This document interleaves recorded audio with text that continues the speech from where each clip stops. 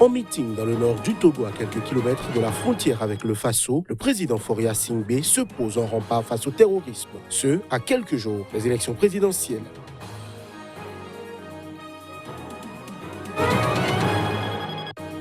Au Burundi, les partis se préparent pour la présidentielle prévue le 20 mai 2020. Le principal parti d'opposition a désigné dimanche à Bujumbura son président Agathon Rwasa pour le représenter au scrutin.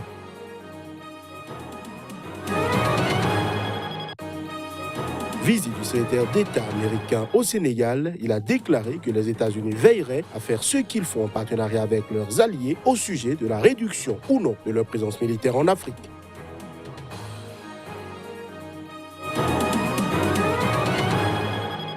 C'était là le sommaire de ce nouveau point de l'actualité sur Sika.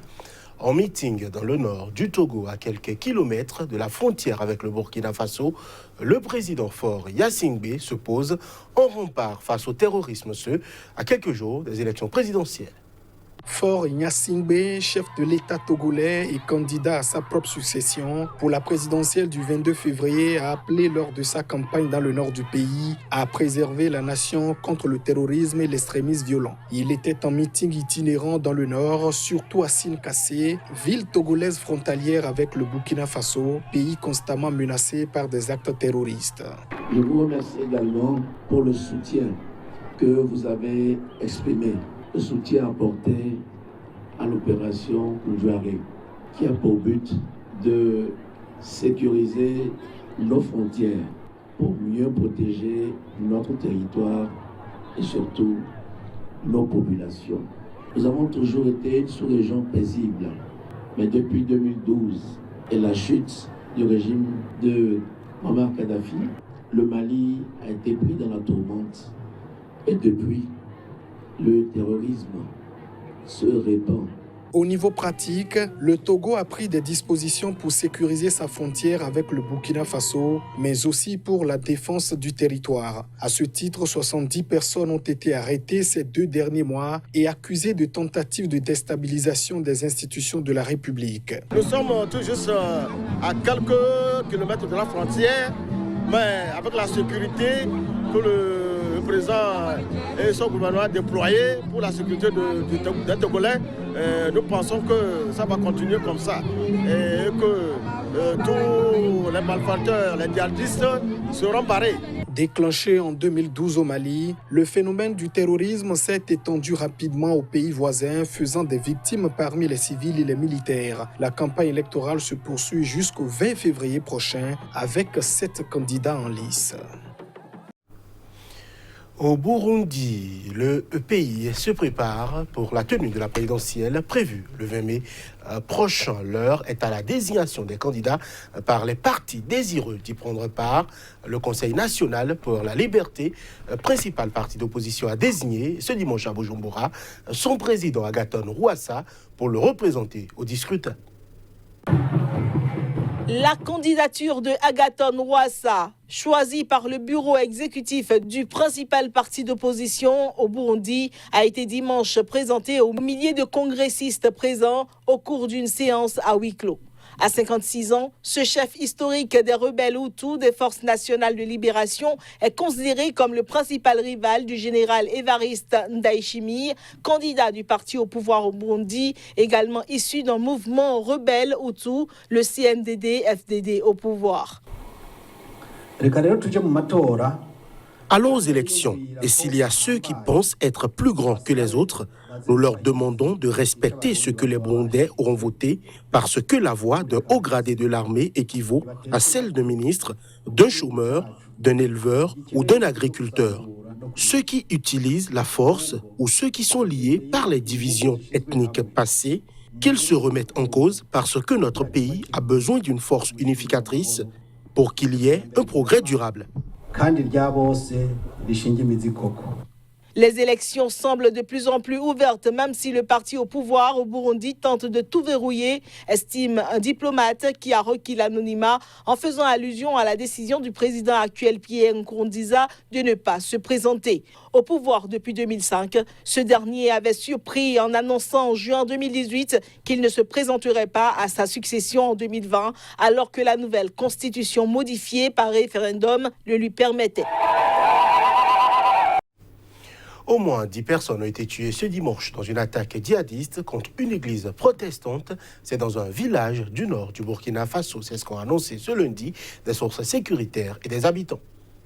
Un groupe armé terroriste a perpétré une attaque contre une église dans le village de Pansi, situé dans le nord du Burkina Faso, au moment où des fidèles célébraient le culte de dimanche.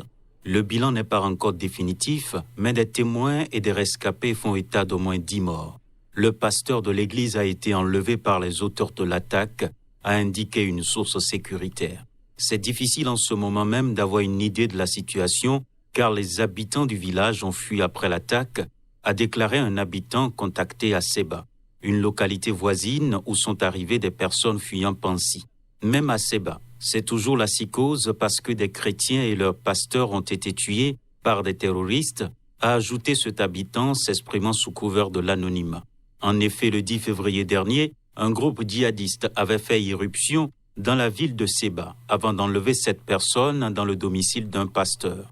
3 jours plus tard, 5 personnes dont le pasteur ont été retrouvées mortes, tandis que les 2 autres, des femmes, ont été retrouvées saines et sauves.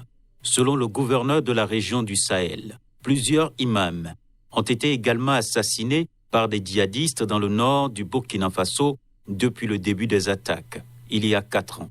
Ces attaques qui sont devenues de plus en plus fréquentes et meurtrières dans ce pays frontalier du Mali et du Niger ont fait environ 750 morts et 600 000 déplacés depuis 2015. Selon l'ONU, 4 000 personnes ont été tuées en 2019 dans des attaques djihadistes dans ces 3 pays. Mesdames, Messieurs, en bref et en images, l'affaire des biens mal acquis de Théodorine Obiang se poursuit ce lundi avec les avocats de la Guinée équatoriale qui auront une semaine pour plaider l'affaire à La Haye devant la Cour internationale de justice. Ces derniers accusent Paris de violer la Convention de Vienne sur les relations diplomatiques, reconnue coupable de blanchiment, d'abus de biens sociaux, de détournement de fonds publics et d'abus de confiance par la justice française. Le vice-président de la Guinée équatoriale a été condamné la semaine dernière à 3 ans de prison avec sursis, 30 millions d'euros d'amende et la confiscation de nombreux biens dans l'immeuble du 42 avenue Foch à Paris. La saisie de ce dernier est néanmoins suspendue à une décision de la Cour internationale de justice. Elle devrait être rendue dans les prochains mois. Monsieur, cette édition se poursuit. Le secrétaire d'État américain Mike Pompeo a assuré ce dimanche à Dakar que les États-Unis veilleraient à faire ce qu'il faut en partenariat avec leurs alliés au sujet de la réduction ou non de leur présence militaire en Afrique. Il s'agit notamment du Sahel confronté aux violences djihadistes. Le secrétaire d'État américain qui s'exprimait devant la presse s'est gardé de tout engagement et a laissé ouverte la question d'une réduction des forces américaines actuellement à l'examen à Washington. Nous ferons ce qu'il faut, collectivement, j'en suis convaincu. Je n'ai pas d'annonce spécifique à faire, mais je pense que le peuple sénégalais doit savoir que collectivement, les forces sénégalaises dans la région, les partenaires européens, les États-Unis, la France, l'Amérique, nous avons pour obligation de réussir à assurer la sécurisation de la région. C'est ce qui permettra la croissance économique et nous sommes déterminés à le faire. Peu auparavant, le ministre sénégalais des Affaires étrangères, Amadou Ba, à ses côtés avait indiqué que les États-Unis avaient fait part aux dirigeants sénégalais de leur volonté de retirer leurs forces combattantes. Aujourd'hui, plus que jamais, l'Afrique est confrontée à des défis majeurs liés à l'insécurité et au terrorisme et a besoin des États-Unis d'Amérique qui sont un allié stratégique pour un retour définitif à la paix et à la stabilité. Aujourd'hui, dans ces conflits, il est important que l'Afrique puisse monter en première ligne. Cela nous semble être extrêmement important. Nous avons les hommes qu'il faut. Il nous manque certainement des informations.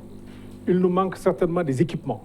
Pompeo entame sa première visite en Afrique subsaharienne dans les fonctions de secrétaire d'État au moment où les États-Unis veulent réduire les opérations anti-djihadistes dans le monde pour concentrer leurs forces sur ce qu'ils considèrent comme les menaces russes et chinoises pour leur suprématie militaire. L'Afrique, où l'armée américaine est présente avec quelques 6000 soldats, notamment au Sahel, en Somalie et à Djibouti, est considérée comme pouvant être la première concernée par la redistribution des forces. Déjà 6 mois qu'ont été fermées les frontières terrestres du Nigeria avec ses voisins. Les conséquences de cette situation sur les échanges économiques au sein de la CEDEAO sont négatives. Dans le but de réfléchir à des voies de sortie de crise, les ministres de l'intégration et du commerce se sont réunis à Ouagadougou, au Burkina Faso. Il est ici question de faire des propositions de sortie de crise au chef d'État de la CEDEAO dans l'espoir que les frontières du Nigeria avec ses voisins soient rouvertes. Car outre les produits prohibés, la fermeture des frontières a une incidence sur les produits agréés par le schéma de libre-échange.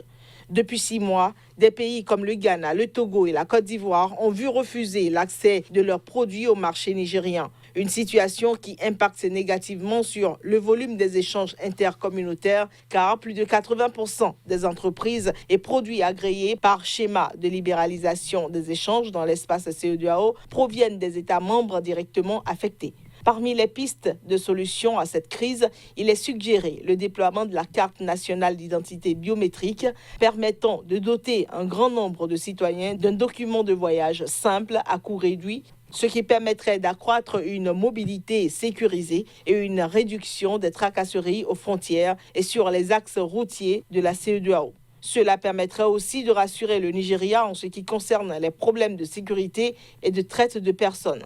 Les conclusions des travaux de la rencontre de Ouagadougou ont été remises au président burkinabé chargé de les transmettre à ses pairs de la CEDEAO pour validation. Et c'est sur cette note que nous refermons cette édition. Merci de l'avoir suivi.